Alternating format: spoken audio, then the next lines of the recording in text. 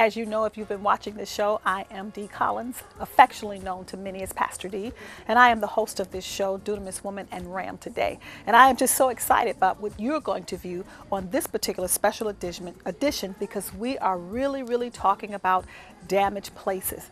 It is in those places of the depths of your soul that you have been damaged that God has hidden treasure, hidden truth that will launch you right into your destiny. But there are some things that you got to do prior to getting to that promised land. And that is you got to see within your soul and you got to conquer some things.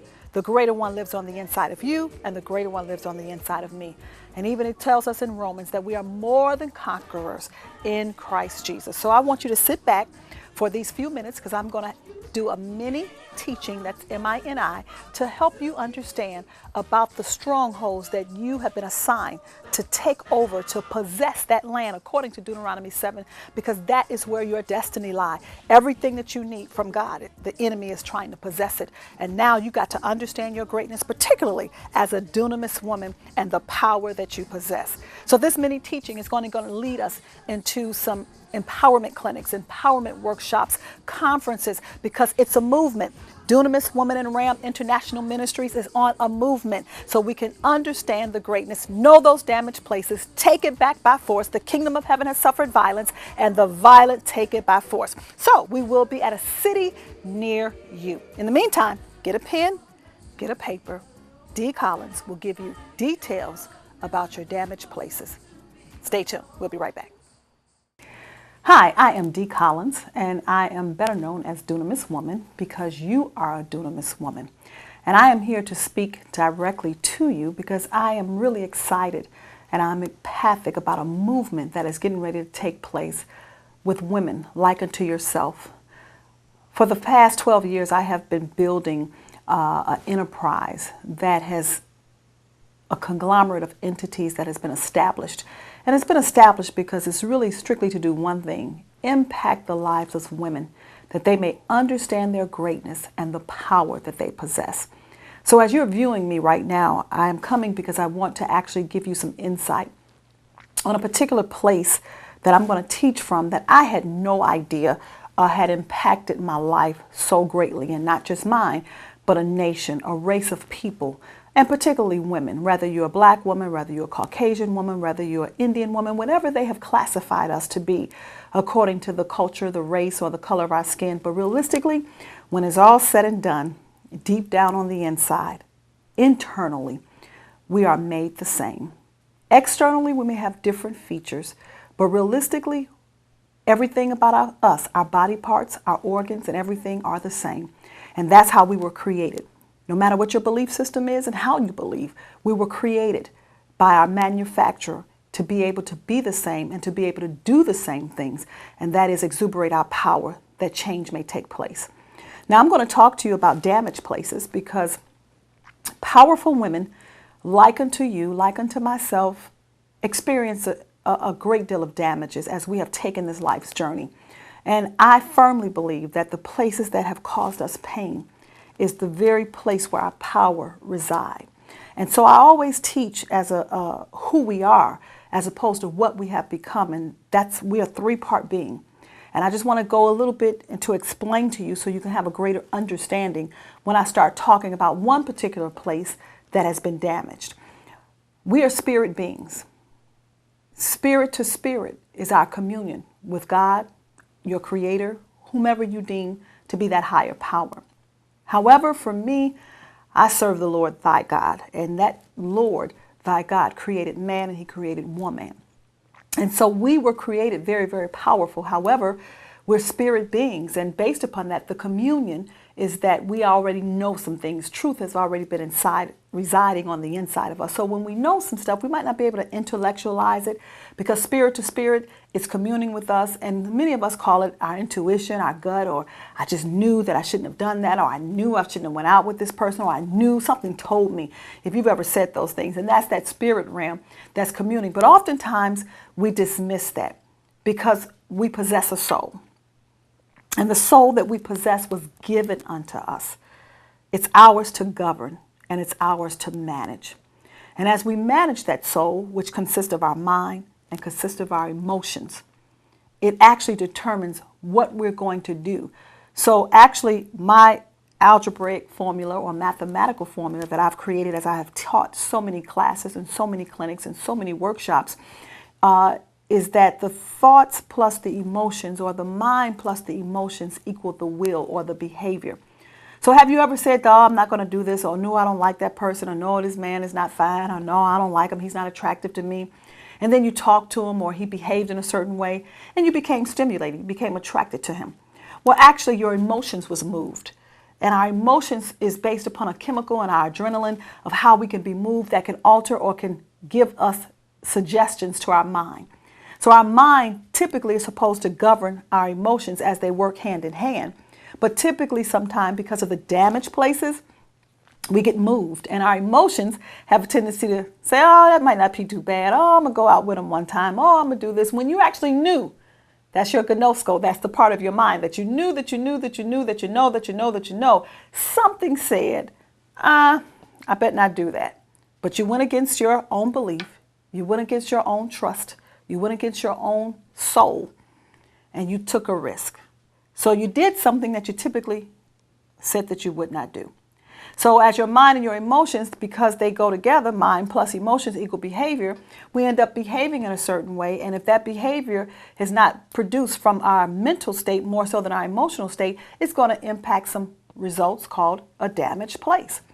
Now, one of the things when we get to this damaged place, people typically do two things, and which is they're all one and the same. They live in regret. Well, they begin to regret immediately. Oh, something told me I should have did that. Oh, I knew I shouldn't have did that. Oh, I knew. And so you start condemning yourself. So regret and condemnation are two destructive tools that, first of all, we got to get rid of in one of these places. And one of the places that I'm going to talk about that has been damaged is basically our emotions, which end up in despair. And so I'm just reminded, because as I deal with the despair, the emotional management, we have to come out of our despair and our regret. And so based upon this damaged place, our emotions, that's one of the places, that's one of the damaged places. Emotions have been damaged. And based upon the damaged emotions, we deal with regret, we deal with grief, and we deal with despair. And so we don't typically manage our emotions properly according to our mental state, which is a whole nother place.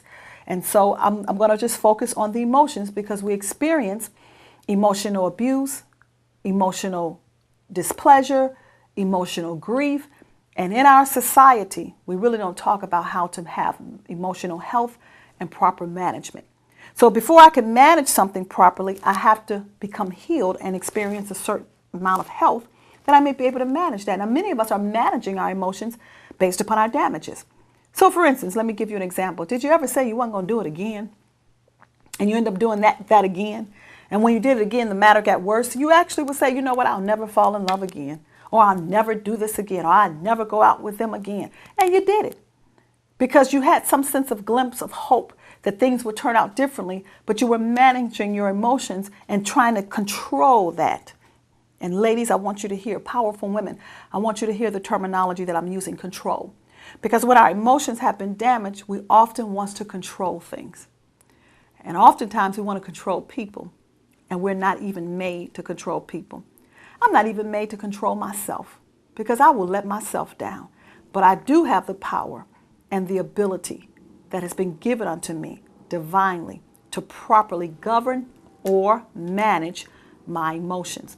So when I say damaged places, our soul is a place. Our soul is a place, or I refer to it as a land.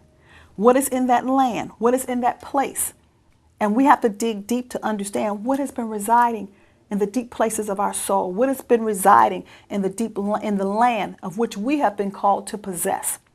So I want to go to something that you might not be familiar with, but I'm going to teach you real briefly. And the reason why this is a movement for damaged places, reason why this is so important and necessary in this season and dispensation of time in which we live, because we have a power that we have to exuberate. And until we get an understanding of who we really are, that will overtake us as opposed to we overtaking it. When I say that, it's that land called the Hittite. That's a land that despair and grief and regret has come and inflicted us in our mind, inflicted us in our emotions, particularly in our emotions, that have altered our thinking. And so typically when you've been inflicted, you use all type of things or devices or tools, shall I say, to try to manage that.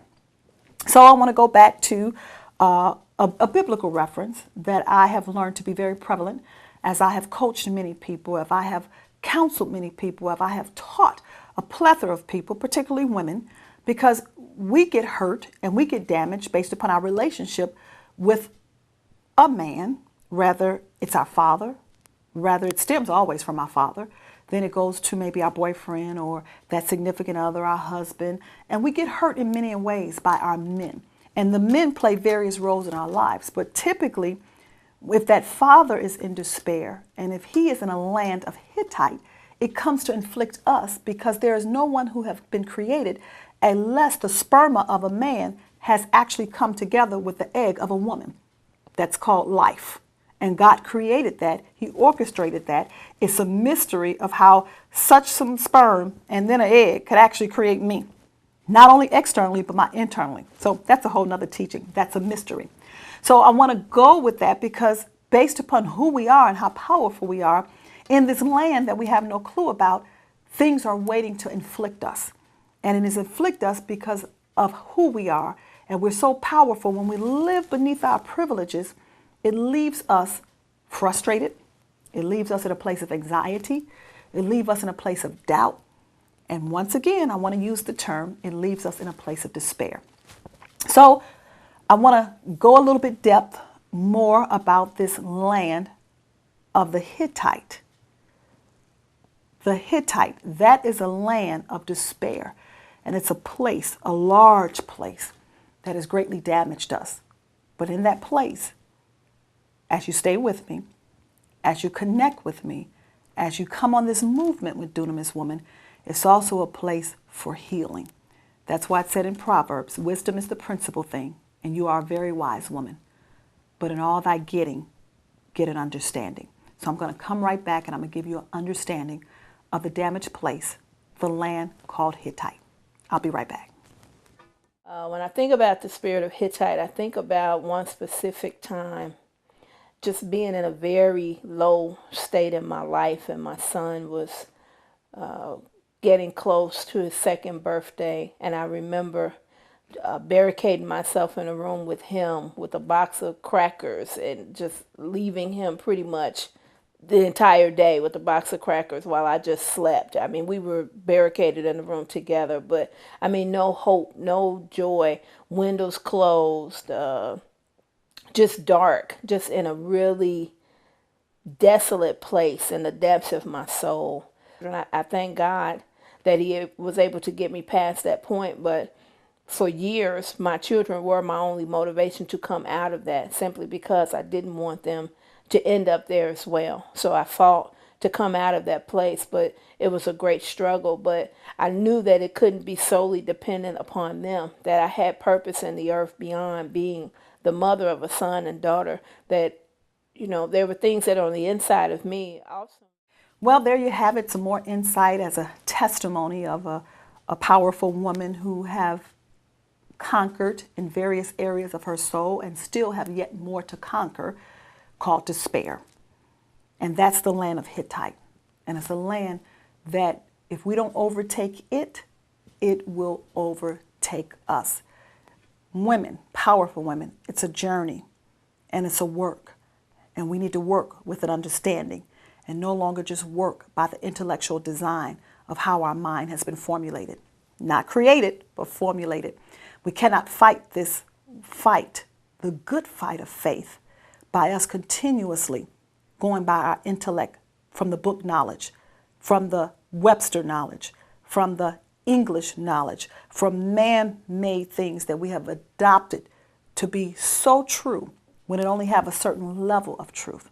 So I want to go to a place of the origination, because there was a tribe, and it's a tribe of people. Every people come from a tribe.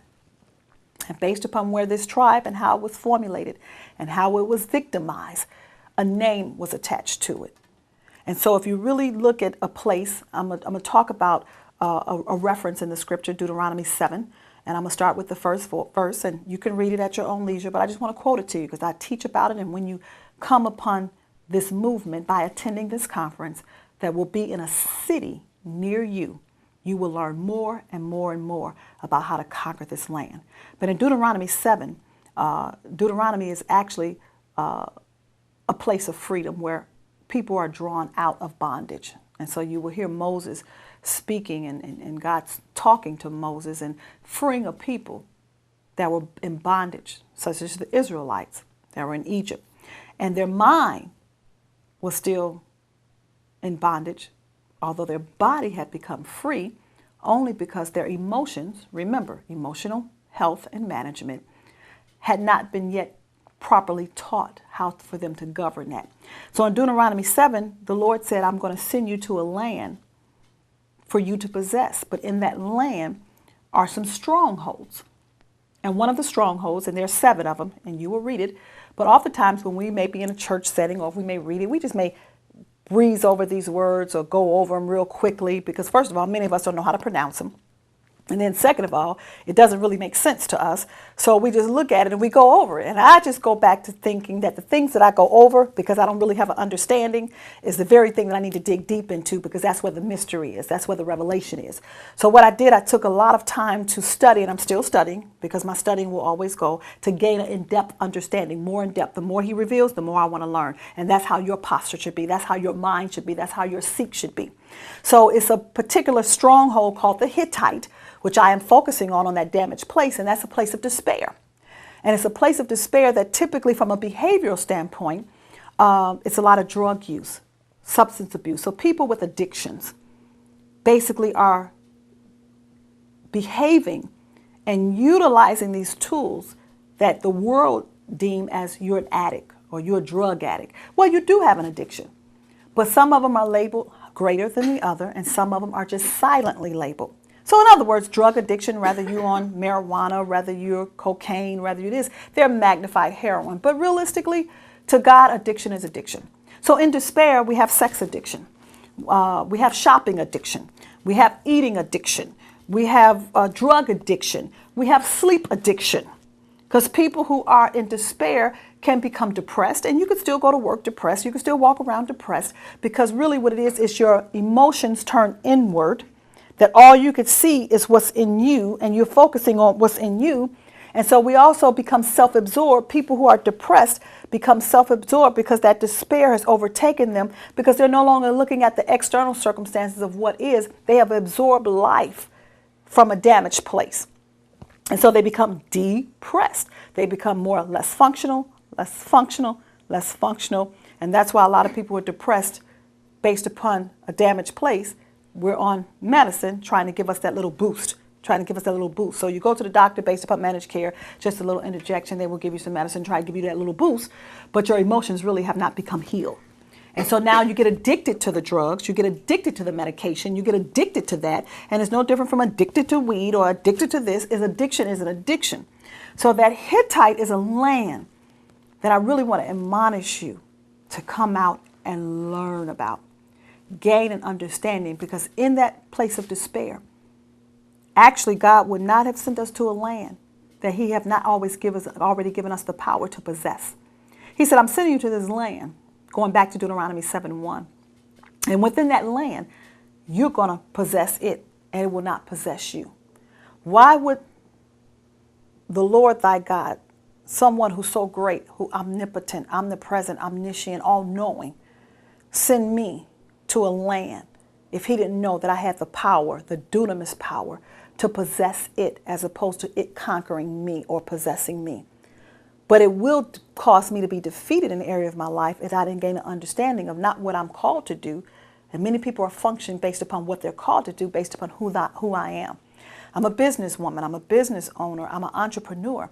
And based upon publishing, based upon marketing, as a marketing strategist, based upon a coach, and various professions that I use as my entrepreneurship, I always teach people will do business with who you are more so than what you have. Many people have different products. Many people have the same product. Many people are in business. Many people are striving to be entrepreneurs. But as a strategist, what makes you different? It's not what you have, it's who you are. You're a person with power that know how to use that mind, that know how to use that psyche, that knows how to breathe and inhale the breath of God, that it may be able to stimulate my mind, and despair and grief will not defeat me as I'm struggling to function every day. Just because you say you can do a thing don't mean you're doing it. Because your mind says you want to, but your emotions set you back. And then that's where the spirit of procrastination comes in. So as a despair, we got so many things that we have to learn about in this land of Hittite, of what we have to conquer in our damaged place to take back our power, to use it based upon our authority of who I am. Let me just say this, because I really want to give you just enough to stimulate your thinking, provoke your thinking, and most of all, challenge your mind to say it's time for me to come out of what I believe is my norm, only to seek that as what is really who I was created to be. Let me say this to you. Your norm is your abnorm, and what you think is abnorm is really your norm. But as I go back to the land of Hittite, you are so powerful and you are so great that you have it to possess it, and you possess that land where nothing by any means shall hurt you. The only way that I have authority, and I just quoted basically Luke 10:19, when Jesus said, I give you power. That's exousia, that's authority over all the power of the enemy. That power of the enemy means dunamis, and nothing by any means shall hurt you. So the enemy in my soul, the enemy that's around me, have dunamis power, and I have dunamis power. So there's always a war, there's always a battle, there's always a struggle. Well, how do I conquer it? I have to know my exousia. I have to know my authority. What gives me authority? Because I've experienced it, and I've conquered it, and I've learned. Now I have authority over the enemy. As a woman, I did not realize that I was in a damaged place called Hittite. I did not realize that I was in a damaged place that caused me to be promiscuous, that caused me to have sexual intercourse with men that I knew that didn't love me, but I was doing it to please them as opposed to me being pleased.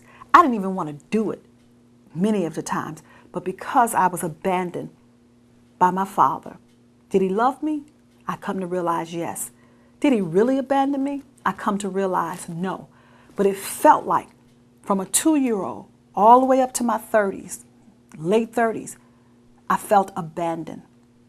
And because of that abandonment, I went into despair.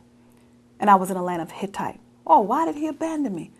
Because I had a mother who was a woman who had a land that she had to conquer and did not know how to conquer it. And that's another damaged place. I don't want to get into that, but we're going to get into that as you stay connected. But based upon that land of Hittite, sex was an addiction. Clothes was an addiction. Trying to look good, to be attracted to the men. So eventually, it ain't going to do nothing but end up into sex that I really didn't even want. But I figured if I pleased them, they would love me. And if I did what they wanted me to do, they would stay with me. Do you all hear what I'm saying? There's so many women like this, from teenagers on up to adults. But then God revealed to me about this land that I had to conquer. And really what was revealed, that my self-esteem was very, very much impaired. So as you engage on this movement, I'm going to go more in depth about the land of the Hittite. I'm going to go more in depth about the self-esteem that many of us don't even become aware of. I'm going to go more in depth about gaining an understanding of your true identity and how all these other lands that we have been inflicted by have to be conquered in the places of our soul that has been damaged. I am Dee Collins, and I look for you to join me on this movement as I come to a city near you. Visit me at www.dunamis-woman.com.